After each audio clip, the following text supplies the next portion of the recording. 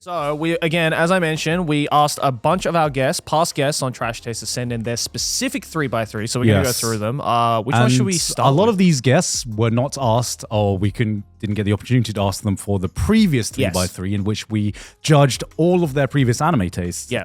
But this one is going to be a bit more varied. Yeah, there's a couple of anime 3x3s here, but the rest of them are very, very different.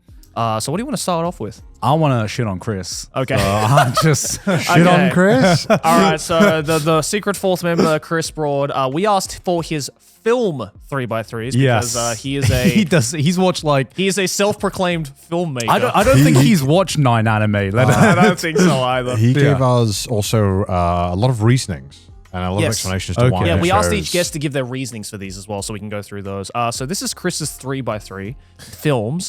This is the most Chris list I've ever seen. This is like the filmmakers. I want to be a filmmaker 3x3. Hey, 2001 Space Odyssey, fire pick. I think he said, if I'm not mistaken, the 2001 Space Odyssey was in the middle for a reason. I could be wrong. We can scroll down and see his... But let's see. Let's scroll up, actually, because I think there's some intro here. Is it? Oh, no. No intro. So let's go through what's on the list. We have 2001 Space Odyssey. We have Brazil. We have Goodfellas. Yep. We have Heat. Yep. Great Planes, Trains, and Automobiles. Never heard of that one. We have Blade Runner. Classic. Sexy Beast.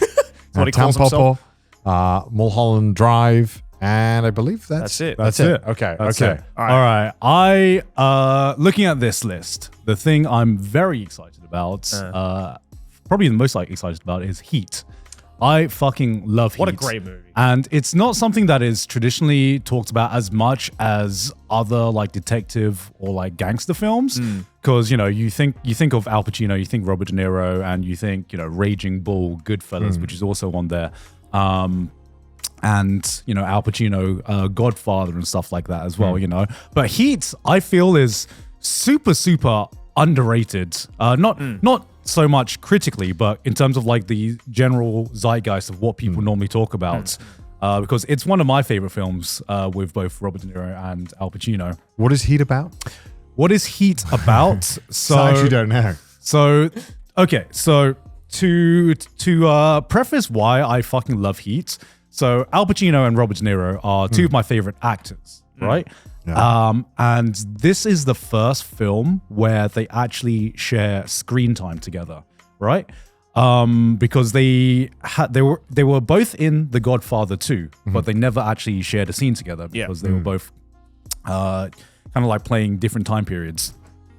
So this was the first film, I believe, where they both shared screen time and they acted with each other.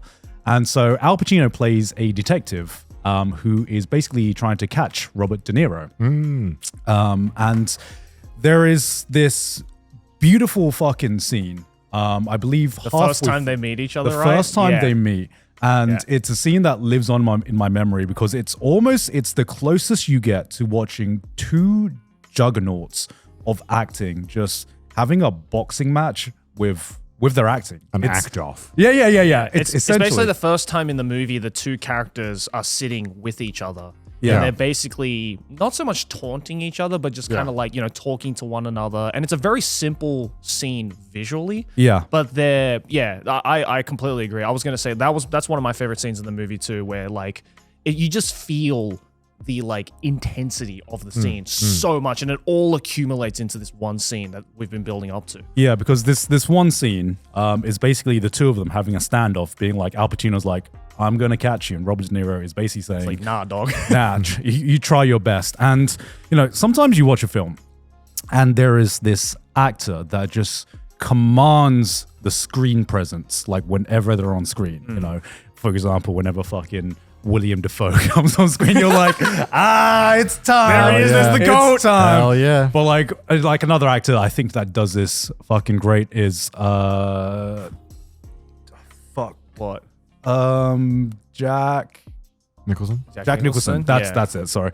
Jack Nicholson. Every time Jack Nicholson is on screen, you like feel his screen presence. Absolutely. Yeah. And in this one, what's so amazing is that you feel that doubly so, because Robert De Niro and Al Pacino by themselves have fucking incredible screen presence. Aura You farming. put them together in a scene together, and it is literally like a JoJo battle. You feel like the aura of both of them on They're screen. just talking, but the stands are fighting. I know. They're just talking, and I'm just like, I'm locked in for this one dialogue scene. I love that line that Al Pacino, where it like haunts my memory of just like, he just like looks at Robert De Niro right in the face and he just goes like, brother, you're going down. And I'm just like, oh! Who directed this film? I think it's Michael Mann. I might be wrong. I'm testing my film knowledge here. Well, let's read what Chris has to say about it as well after we find out. Yeah. Okay. Alright. Who directed Heat? Is it Michael Mann? It might be Michael Mann, actually. Michael Mann. Yeah, it is Michael Mann. Damn, my Damn, film on point. my film knowledge is better than what I thought it was. Shit. Okay. Oh, they got Val Kilmer as well. Cool. Yeah, Val Kilmer. What has Chris said about this? When I was a film student, I made a video essay. No, that's Goodfellas. Yeah. The crime thriller that every 90s movie measures itself against and loses. The bank heist scene isn't just a good action sequence, it's the action sequence. Yeah. The cinematography and soundtrack bring LA to life in a way I've never seen in a film. The tension in the sequence where Al Pacino roars down a highway at night to a Moby soundtrack for a confrontation to meet his rival De Niro is reason enough to watch it. Yeah, and I would say the second reason to watch the film, which I was going to talk about, is the bank heist scene, which is I gotta watch this. You'd love this film. yeah. The thing that's incredible about the bank heist scene is just you have an idea about how long the scene is going to last, and then it just keeps going and going, and the intensity just increases every time. And I don't know, I might be wrong, but I can't remember any music being done during the bank heist scene. I'm not sure if that's just my memory because the scene was so intense. I don't remember the music. Ooh. But one thing that really stood out was just the sound design, because the bank heist scene mostly takes place outside, and you hear the echo of like every gunshot and every like it was almost like I mean it's the soundtrack of America, right? Just like echoing gunshots and machine guns and car chases, and that was all I remember for that, and that's all I needed to just lock the fuck into this action scene. It's one of the best action sequences I remember being put to film. Yeah, you would love this film. Yeah. Yeah, it sounds like a movie I would like. Again, it's not that like, you know, when people talk about classics and whatnot, like, how have you not watched this? It's never a like case of like, I didn't go out of my way not to watch this.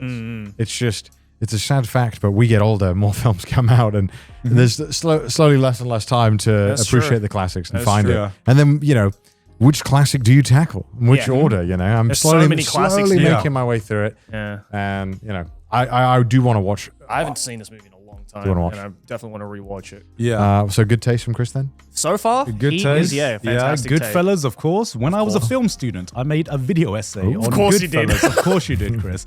I watched it 20 times and never got bored. Every scene is a masterclass in storytelling. Yep. The performances are incredible and the soundtrack unbeatable. Joe Pesci steals the show, but Ray Liotta's voiceover brings it all together. It's a reminder of what makes a film great. Endless tension, every scene is riddled with awful, uncomfortable situations.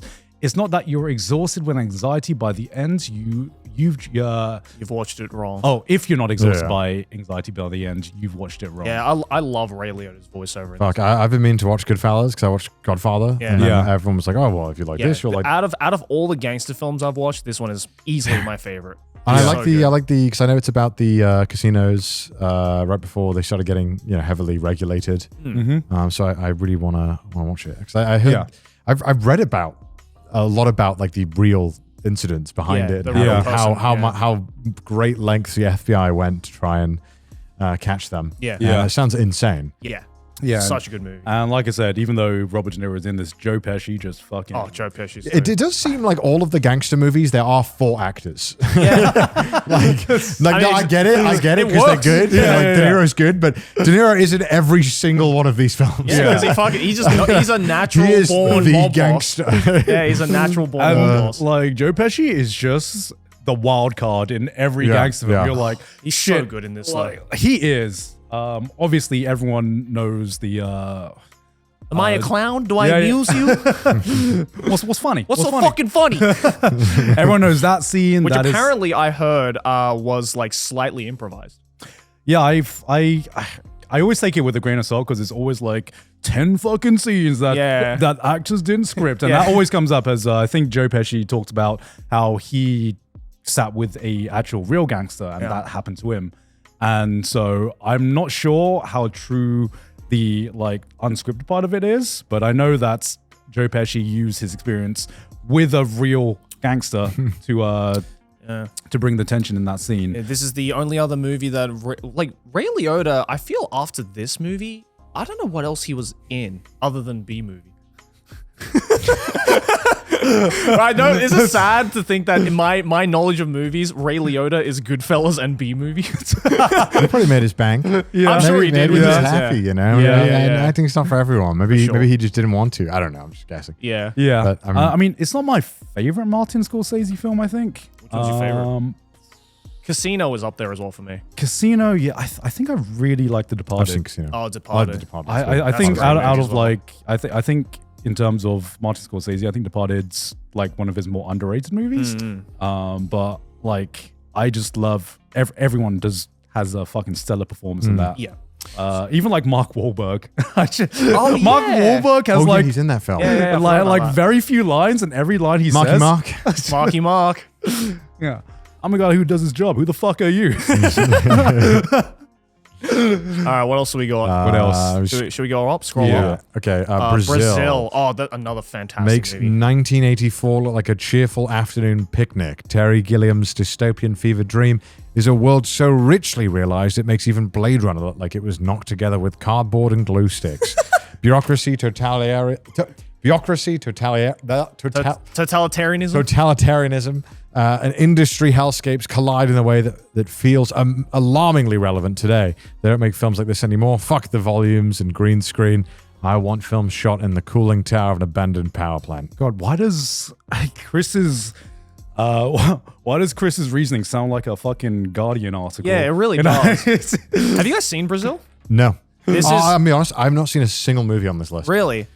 Brazil, I only watched because this is one of my dad's favorite films, actually. It was written and directed by Terry Gilliam, who is a former member of Monty Python. Oh, okay. Yeah.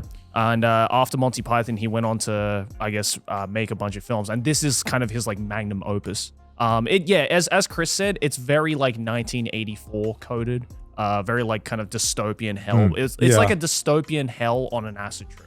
Okay. Is the only way to describe it. It's a really weird film, but it's brilliant. I'll try and watch at least half of these films. Yeah. Fuck, I really want. I mean, like, yeah, this sounds amazing. Yeah, it it's sounds very, like right up my alley. It's so like visually as well for 1984. This movie was like really ahead of its time as well. Yeah. It's like really tripping, really cool effects. So yeah, good choice so far. Yeah, I haven't seen this one, but this one This is the definitely, this is the most Chris Core movie though. it looks like it. How so? Just because it's very much like this and like this and 2001 and Heat is like usually the picks of like, you know, the movie. Oh, is it really? Snob, It's like filmography got it. enjoyer kind of movies. Yeah, not the most talked about, but definitely some of the most appreciated from a filmmaker's most perspective. analyzed for sure. Yeah. as well. All right. Definitely. Yeah.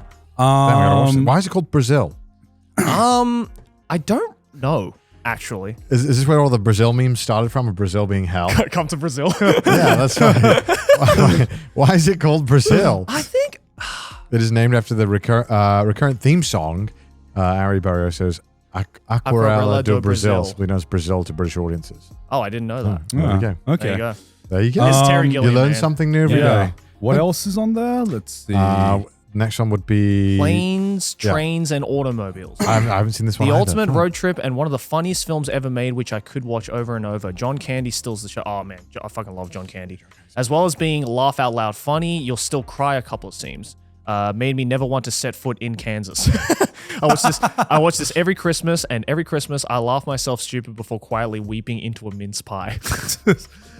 I mean, I think this looks like some of like the old school comedies that used to come out, like Airplane and stuff like that. Yeah. Like, I do remember Chris saying Airplane was like up there as like a movie he really liked as well. But I mean, I wouldn't be surprised. Have you guys Yeah. watched this film? I've not watched this film, but I haven't I watched love it John either. Candy, so I'm sure I'll enjoy it. The only memory I have of John Candy is the fucking Home Alone, where he's Oh yeah. helping them get back to New York. New York. Yeah.